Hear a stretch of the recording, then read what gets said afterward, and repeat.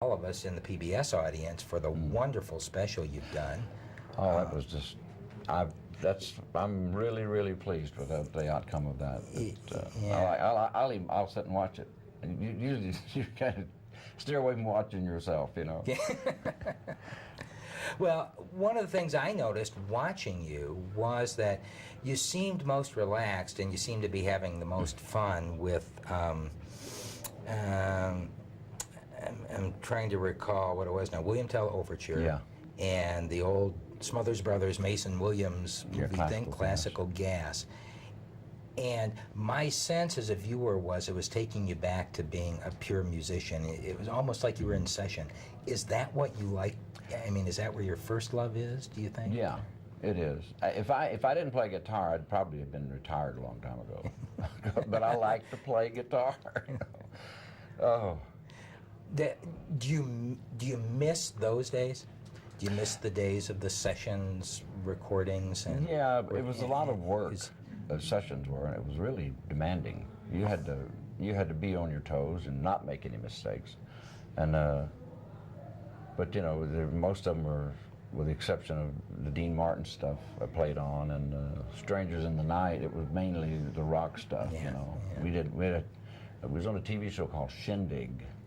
Okay. I remember that. You're dating Cumberland Gap. Yeah.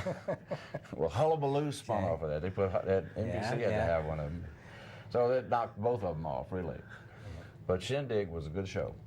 Well, in terms of television, what do you think about that now? The fact that, and really after the Good Time Hour went off the air, that as far back as that was, it was kind of the golden age of comedy variety music programming. And then Carol Burnett came along, some other things like that. But it's really disappeared from television. Yeah. Well,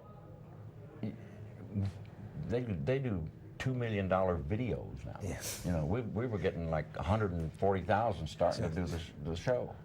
For the whole show, pay the guests and pay everybody. And with that kind of production, I think it knocked out the live. And you know, where we used to sit around and play in the middle, that's where Unplugged came from. Okay, yeah, that makes sense. Because guests come, and Jerry Reed sit there with just bass and drums and a guest usually. If you could do that again and gather 4 people from the world of music, past or present, sit around on the back porch and just pick, who would you call? Who would you ask for? Well, just anybody. Okay, I would probably ask for Joe Osborne on bass, maybe, because I really liked the way he played. But just for the folk stuff, I did some sessions with a great big bass player, just an incredible player, Vinegar, Leroy Vinegar.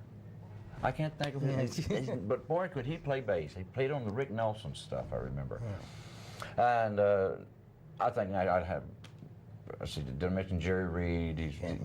Jerry's just the greatest claw player in the world, you know.